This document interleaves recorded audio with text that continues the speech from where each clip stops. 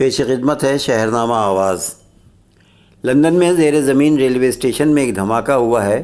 یہ کہا جا رہا ہے کہ یہ دھماکہ اسٹیشن پر واقع سفید کنٹینر میں ہوا ہے۔ دھماکے کے بعد بہت سے افراد زخمی ہوئے، تاہم دھماکے کی وجہ ابھی تک واضح نہیں ہوئی ہے۔ دھماکے کے بعد اسٹیشن بند ہے۔ اس دھماکے میں بہت سے لوگوں نے چھتوں اور بہت سے لوگوں کو دھماکے کی وجہ سے اپنے چہرے پر دھبے پائے ہیں۔ لندن کے پیرسن گرین اسٹیشن پر یہ واقعہ رونما ہوا۔ پولیس کا کہنا ہے کہ دھماکہ بہرحال بہت مضبوط نہیں تھا۔ پرسونز گرین اسٹیشن پر موجود ٹرین میں ہونے والے دھماکے کو دہشت گردی کا واقعہ قرار دیتے ہوئے بتایا گیا ہے کہ واقعے میں متعدد افراد جھلس کر زخمی ہو گئے ہیں اور پولیس ان لوگوں کو تلاش کر رہی ہے جن کی یہ حرکت ہے۔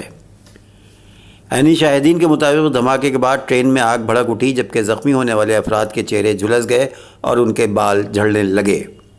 پولیس کا کہنا تھا کہ واقعے میں متعدد افراد زخمی ہوئے ہیں، جس کے بعد برطانوی وزیر اعظم تھریسا مے کے دفتر نے ایک بیان جاری کیا کہ واقعے کے بعد کابینہ کا ہنگامی اجلاس طلب کر لیا گیا ہے۔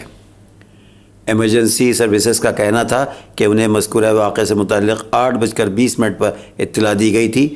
واقعے کی اطلاع ملتے ہی ریسکیو عملہ اور پولیس موقع پر پہنچی اور متاثرین کو اسپتال منتقل کرنے کا کام شروع ہو گیا۔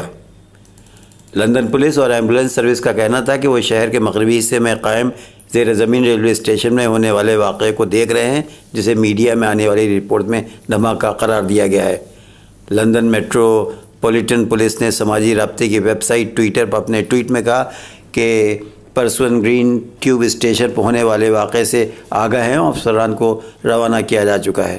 بہرحال ابھی تک کسی بھی تنظیم یا کسی گروہ نے اس واقعے کی ذمہ داری قبول نہیں کی ہے۔